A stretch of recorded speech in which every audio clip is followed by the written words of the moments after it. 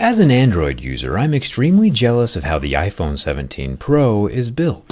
However, Apple forgot to do one really important thing. They ignored an international standard, and it's going to haunt every single person who buys this phone. And there's no way to fix it. The colorful exterior aluminum oxide anodized layer on the iPhone is a level 9 on Mohs scale of hardness. Second in hardness only to diamonds, which are a level 10. We'll talk more about this in a second, but in order to achieve that durable oxide layer, the bare aluminum frame is dipped into an acidic electrolyte bath and then electrified. It's a really cool process to watch, and happens very quickly. However, the sharp corners, like the ones you see here on the iPhone 17 Pro camera plateau, are the literal Achilles heel of anodizing. It's the weakest point of the coating, since there's not enough substrate or aluminum at that sharp corner to securely hold the top aluminum oxide in place. And Apple went and made the literal sharpest cliff possible here on the iPhone 17 Pro. For some reason, Apple didn't add a chamfer, fillet, or radius around the camera plateau, and I think it was intentional, so it looks cooler. But that decision to look cool out of the box is going to plague everyone who owns this phone down the road. And I'll show you physically what I mean. I do still have a buy a big knife, get a little jerry-rig knife free deal going to the end of the month. Just add them both to your cart at the same time and the discount is automatic. But let's not get distracted. Jumping in to get a closer look with the digital microscope, this thing is so fun, we can first scope into the leaf of the Apple logo. But that's not what we came here to see. The cliff Apple has milled into the aluminum has no chamfer, bevel, or fillet, and it's about as straight up and down as aluminum can get. And you'll see why that's a problem here in a second. And don't get me wrong, I am a huge fan of the switch from a glass slab sandwich to this new aluminum unibody design. Overall, it's more durable. Aluminum is a Mohs 3 or 4 on the Mohs scale of hardness, while glass is a 5 or 6. Unless, of course, we're talking about Corning's new Ceramic Shield 2, in which case some black magic somehow makes the marks at level 6 and 7 almost disappear. The level 8 pick behaves like usual though, and gashes through the glass with no problem. The front 18 megapixel camera is also protected under the same slab of Ceramic Shield 2. This has the new square sensor inside, which hopefully we'll see more of during the teardown. The camera sits just below the razor-thin earpiece slit, and part of me is curious if just rubbing the Pro on a table is enough to snap those corners off of the camera plateau. But nope, so far so good. And of course, while the Ceramic Shield 2 is indeed the best we've ever seen, glass is still glass, and it's never a bad idea to add a layer of protection to your phone, especially in this economy where resale value is extremely important. The Prism Glass from my channel sponsor Dbrand has a foolproof installation procedure with its own applicator, placing the clear protective slab of glass perfectly in place every time. I'll leave a link for the Prism Glass in the description. It comes with 2 in the box. You might be like, hey Jerry, if the anodizing is actually a level 9, why does it scratch at all? And that's a fantastic question. The decorative anodizing that Apple applies to the surface of their phone could be anywhere from 2 to 25 micrometers in thickness. That's about 0.025 millimeters or less than half the diameter of a human hair. Not that I would know. It's a tough, colorful shell, tougher than regular paint to be sure, just not super thick, which means it's not invincible. The top of the iPhone 17 Pro has a plastic 5G antenna slot, and the left side has more of the brilliant orange anodizing and 3 buttons that will not be popping off on their own. The bottom of the 17 Pro has its USB-C port that can charge to 50% in about 20 minutes, as well as the lower stereo loudspeaker, which the new iPhone Air does not have. I think it'll be pretty cool to see what changes have happened on the inside, so make sure you're subscribed for the teardowns. The Apple logo on the cosmic orange is perfectly in place, like surprisingly well aligned with the glass etching. Thumbs up for that. Then at the top we have our 48 megapixel wide angle camera.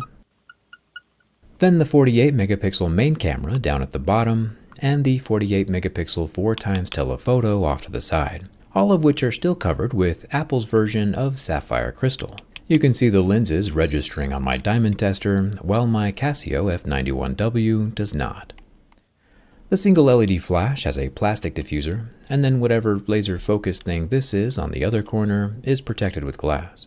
While we're up here, it's time to see if I'm correct about that edge being fragile. Let's say you have your phone in the same pocket as a coin. Pretty normal everyday situation. The exterior level 9 anodizing layer is able to withstand any abrasion from that coin, except for on the sharp corner of the camera plateau.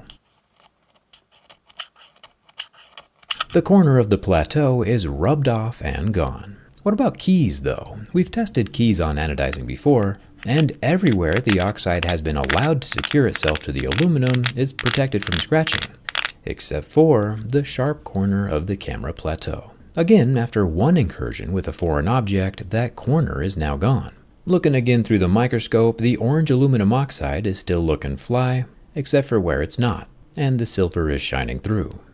I think the deep blue anodizing is going to be even more susceptible to damage. The same coin that on the flat portion of the plateau gets sanded into dust, on the corner the anodizing is what chips away. The key, same thing. The plateau itself is super scratch resistant except for where Apple did not add the radius or curve to the plateau. The aesthetic design choice is going to end up looking worse in the long run because the anodizing just doesn't stick to that spot. It's a tad weird that Apple would do this. It's a well-known phenomenon, and there are several international standards for anodizing sharp corners. None of these are legally binding laws, by the way, just voluntary guidelines that manufacturers can follow if they want. The ISO standard says that sharp edges should be machined into a radius 10 times the intended thickness, which if Apple is using 25 micrometer thick anodizing, the minimum radius would be between 1/4 and 1/2 millimeter. The US military standard says about the same thing, a radius anywhere between 1/4 and 1/2 millimeter. But Apple just didn't follow either of those public suggestions. I'm sure the engineers at Apple suggested a fillet. It's usually the designers who veto smart ideas. On the blue camera shelf, you can see how a good chunk of that anodizing near the edge just sheared off like an iceberg in the Arctic. And don't get me wrong, I am a massive fan of this new iPhone design. Less glass and more aluminum is always a good thing when it comes to durability. These chips are purely cosmetic and won't affect the functionality of the phone. Just remember when damage does happen that it's not your imagination and not your fault. It's Apple's design because anodizing doesn't stick to corners. The smaller piece of textured glass on the back is just as abrasive as the anodized coatings and is very impervious to scratching. The dust just wipes away. If Apple would have added the same millimeter fillet to the camera plateau that they have everywhere else on the phone, there wouldn't be any issues with chipping, but it would look different than it does now. As it stands, the weakest point for cosmetic blemishes is going to be on that sharp edge where the anodizing isn't physically capable of sticking. And there's no way to avoid the inevitable chipping unless you never set your phone down, or, get a case. I'm not super nervous about the bend test on this one, it being a solid brick of aluminum and all. The 6.3-inch 3000 nit 120Hz Super Retina OLED display is also not affected by the heat from my lighter, even after 30 seconds of being torched. Finally, the bend test. There's more metal inside this 17 Pro than any other iPhone that Apple has ever made, so there's no surprise that it has zero flex, zero cracks, zero creaks, and zero damage when it comes to structural rigidity. The same goes for the iPhone 17 Pro Max. No flex, no bends, and 100% no issues whatsoever. The iPhone 17 Pro and Pro Max passed my durability test, except for the part where your iPhone 17 Pro is going to chip and there's nothing you can do to save it. Apple's own transparent case, which isn't all that transparent, does have a raised lip around the camera plateau, so that will help keep things intact. But if you want a case that looks even better and more transparent and more protective, I would suggest the Ghost case from Dbrand. It has a never yellowing guarantee and has full coverage for that camera plateau. Dbrand's been working with Best Buy on a nationwide retail rollout of the Ghost case, as well as the Prism screen protector that you saw earlier. It's already the #1 selling phone case nationwide for good reason. I'll leave a link down in the description where you can get 42% off the Prism when you bundle both together. Just use code JERRYRIG at checkout or swing by your local Best Buy. I'm partial, of course, to the grip case and my teardown skin though, but to each their own. Thanks a ton for watching. I'll see you around.